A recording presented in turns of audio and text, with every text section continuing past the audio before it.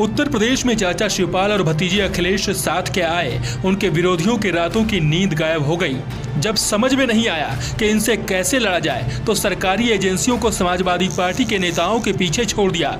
एजेंसियों का सपा नेताओं के ठिकानों पर छापा इस बात के सबूत हैं कि विरोधी खेमे में खलबली मची हुई है। सीएम योगी से लेकर पीएम मोदी और बीजेपी के तथाकथित चाणक्य को भी समझ में नहीं आ रहा है कि आखिर करें तो क्या करें। वहीं दूसरी ओर सपा प्रसपा गठबंधन के बाद इतना तो साफ हो गया है कि 22 में बाइसिकल सत्ता तक पहुंचने के बाद ही रुकेगी। बीजेपी चाहकर भी साइकिल की रफ्तार को कम नहीं कर सकती है। अब ऊपर से चाचा शिवपाल के आशीर्वाद के बाद ऐसा लग रहा है मानो अब तक औपचारिक ऐलान ही बाकी रह गया हो। बाकी जनता का समर्थन जिस तरह से मिल रहा है उससे तो ऐसा ही लग रहा है कि जनता बेताब है, बेकरार है अपने नेता अखिलेश को मुख्यमंत्री की कुर्सी पर बैठाने के लिए। तभी तो शिवपाल भी दावा कर रहे हैं कि 22 में न सिर्फ मिलकर चुनाव लड़ेंगे बल्कि उत्तर प्रदेश से बीजेपी को बाहर का रास्ता भी दिखा देंगे। अब ये निश्चित हो गया है कि 2022 में हम लोग मिलकर के चुनाव लड़ेंगे, और हमारा दोनों का ये तय हो चुका है कि 2022 में हम मिलकर के समाजवादी और प्रगतिशील समाजवादी पार्टी मिलकर के उत्तर प्रदेश में सरकार बनाएंगे। जाहिर है कि परिवार एक करने के लिए एक तरफ जहां अखिलेश ने चाचा को गले लगाया, वहीं दूसरी तरफ शिवपाल ने भी ठान लिया है कि चाहे जो हो जाए अब परिवार की एकता को कोई भी विभाजनकारी पार्टी तोड़ नहीं सकती है। तभी तो शिवपाल कह रहे हैं कि चुनाव चिन्ह महत्वपूर्ण नहीं है, महत्वपूर्ण है तो परिवार की एकता और बीजेपी को उत्तर प्रदेश से उखाड़ फेंकने का लक्ष्य। फिर चाहे इसके लिए उन्हें कोई भी कुर्बानी देनी पड़े, चाहे समाजवादी पार्टी के चुनाव पर ही क्यों ना चुनाव लड़ना पड़े।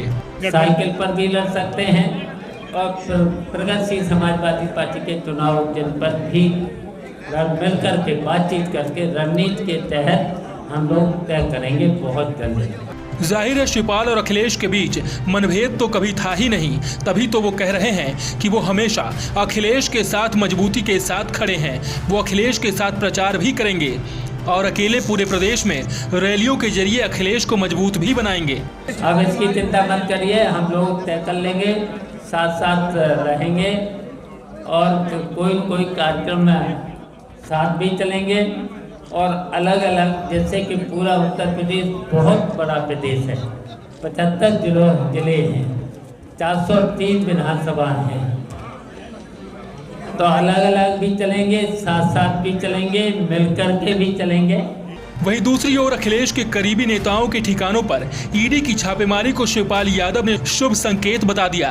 जाहिर है शिवपाल के इस बयान से बीजेपी नेताओं के पसीने छूट जाएंगे। क्या कहा उन्होंने, ये भी सुन लीजिए। और जहाँ जहाँ इस तरीके का जब उत्पीड़न हुआ है तो हमको उससे और आसानी हुई है उस सरकार को हटाने में।